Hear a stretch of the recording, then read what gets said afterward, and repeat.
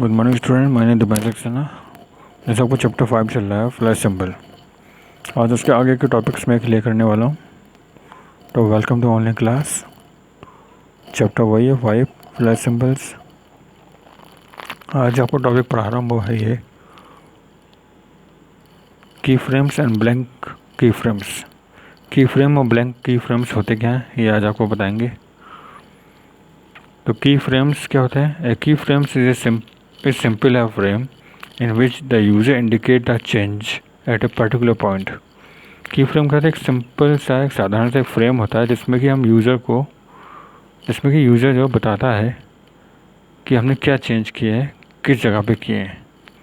Means हमने कोई भी मूवी हो या कोई भी क्लिप बनाते हैं तो उसमें क्या भी चेंज होते हैं वो हमें बताता है की फ्रेम की हेल्प से। A key frame indicate either the change in the image appearance or its position on the screen।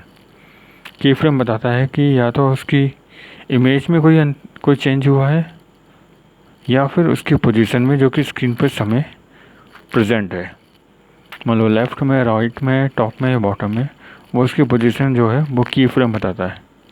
या फिर कि इमेज में कि अपीयरेंस, मतलब उसमें क्या हमने बदलाव किए हैं, कलर्स में किए हैं, डिज़ाइन में किए हैं, वो चीज़ हमें की फ्रेम बताता है। सो थ्रू अ की फ्रेम, इसीलिए की फ्रेम के द्वारा you can indicate what should appear on the screen at a particular point। तो की फ्रेम जो है उसकी मदद से आप ये बता सकते हो कि आपने अपने स्क्रीन पे क्या देखा है, किस जगह पे देखा है, at what a particular point, किस पॉइंट पे आपने देखा है। अब आपको बताएंगे ब्लैंक की फ्रेम। ब्लैंक में होता है खाली की फ्रेम जिसमें कुछ भी नहीं होता, ना इमेज होती है ना कुछ होता है। That is a blank key frame. A blank keyframe is the one in which nothing appear on the screen। जैसे आपको स्क्रीन पर कुछ भी दिखाई नहीं देगा, वो ब्लैंक होगी screen. It is used in the movie. ये कहाँ होती है? मूवी वगैरह में होती है, पिक्चर्स में होती है यूज़। तो इंडिकेट दैट, ये बताने के लिए कि there is no change in the image for the next key frame. यहाँ पर कोई भी हमने चेंज नहीं किया है इमेज में अगले कुछ फ्रेम्स के लिए, जैसा था वैसे हमने बनाया है। हम आपको बताएंगे इंसर्टिंग अ की frame in A flash movie, कि हम अपनी मूवी में, फ्लैश मूवी में कैसे की फ्रेम को इंसर्ट करेंगे। Choose a frame by clicking it. पहले हम फ्रेम को चूज़ करेंगे, उस पर क्लिक करके go to the insert menu, फिर इंसर्ट मेनू पे जाएंगे ऑन द टाइटल बार, जो कि टाइटल बार पे होता है, एंड सेलेक्ट द ऑप्शन की फ्रेम। फिर बाहर जाकर आपको की फ्रेम का ऑप्शन आएगा जिसको हमें सेलेक्ट करना होगा। If no image is present in the layer, अगर कोई भी इमेज प्रेजेंट नहीं है लेयर में, then a blank key frame is inserted. तो हम क्या करेंगे, ब्लैंक जो की फ्रेम होता है इसको हम लोग इंसर्ट करा देंगे अपने इसमें, अपनी मूवी में लगा देंगे। अब आपको बताएंगे twinning and types of twinning. Twinning क्या होता है और कितने प्रकार के होते हैं। सबसे पहले ट्विनिंग क्या होता है? Flash MX enable you to show the transaction of the image from one key frame to another key frame. Flash MX क्या करता है? ये इनेबल करता है, ये खोल बताता है यू टू शो, दिखाने के लिए आपको, the transaction of the image from one key frame to another. एक की फ्रेम से दूसरी की फ्रेम में जो भी ट्रांजेक्शन होता है, जो भी आती जाती इमेज है उसको वो बताता है। This transaction is called twinning. इसको हम लोग ट्विनिंग कहते हैं। मतलब एक की फ्रेम से दूसरी की फ्रेम में जब हम किसी भी इमेज को ट्रांसफ़र करते हैं या उसको एक से दूसरे पे मतलब ले जाते हैं, उसको हम लोग ट्विनिंग कहते हैं। Through tweening the user not only view the transaction from one image to another in terms of its shape but also in terms of its motion. Tweening क्या होता है? ना कि ट्विनिंग यूज़र को ना ये दिखाता है कि हम इमेज को दूसरी इमेज, मतलब एक इमेज को दूसरी पे ट्रांसफ़र उसकी शेप के हिसाब से करते हैं, बल्कि उसके मोशन के हिसाब से भी हम लोग करते हैं। मतलब कैसे वो मूव करता है उसके हिसाब से भी हम लोग एक जगह से दूसरी जगह पर ट्रांसफ़र कर सकते हैं।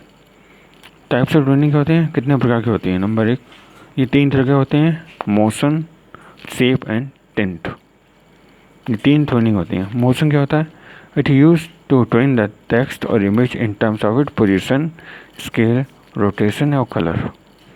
इसका हम यूज़ करते हैं तो इनको अपनी टेक्स्ट इमेज को उसकी पोजीशन के हिसाब से, उसके स्केल कितना बड़ा है कितना छोटा है, रोटेट कितना होती है, कलर क्या होता है, उसके हिसाब से हम लोग उसको यूज़ करते हैं। Motion train work only on symbol which contain more than one symbol. Motion train जो होता है वो वर्क करता है ना कि सिंबल पे जिसमें एक से अधिक सिंबल होते हैं, and does not work on layer, और ना ही लेयर पे काम करता है, कितनी लेयर्स उसमें काम कर रही हैं। दस a layer can contain only one symbol on which tuning can be perform. इसीलिए लेयर जो होता है रखता है केवल एक ही सिंबल लगता है on which tuning can be perform, जिस पर ट्यूनिंग परफॉर्म करता है, काम करता है।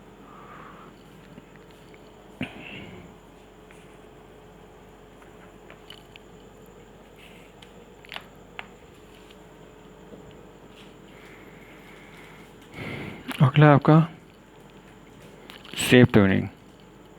शेप ट्यूनिंग होता है, shape tweening is use to show the change in the shape of an object. जैसे आप जानते हैं शेप का मतलब होता है उसके आकार में बदलना, तो शेप ट्यूनिंग को यूज़ करते हैं to show the changes in the shape of the object. उस ऑब्जेक्ट की शेप में जो बदलना चेंज होता है उसको हम लोग शेप ट्यूनिंग कहते हैं। Shape tuning does not work on symbol, ये सिंबल पे काम नहीं करता। अब आता है ट्विन टर्निंग। ट्विन क्या होता है? Tween turning is use when we have to show the change in the colour of an object. ये किस पे काम करता है? जब हम देखते हैं उसके ऑब्जेक्ट के कलर में जो बदल चेंज होता है उसके हिसाब से ये काम करता है। इन नंबर ऑफ मूवी और कार्टून, जब बहुत ज़्यादा नंबर्स में मूवी या कार्टून बनते हैं, यू वुड हैव नोटिस, आपने देखा होगा, the gradual change in the brightness of the colour of the object. तो उसकी जो ब्राइटनेस होती है इस ऑब्जेक्ट की कलर की वो बदलती रहती है। इसी को हम लोग बोलते हैं टिन टर्निंग। मतलब मूवी में देखते हो, इसमें देखते हो कहीं पे ज़्यादा ब्राइटनेस कहीं भी कम होती है तो ये होती है, इसी को हम लोग बोलते हैं टिन टर्निंग।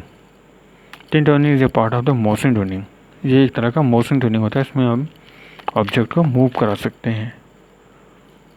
तो ये आज का टॉपिक था। आज के लिए इतना ही स्टूडेंट, कल इसके आगे के टॉपिक्स में क्लियर करूँगा। Thank you.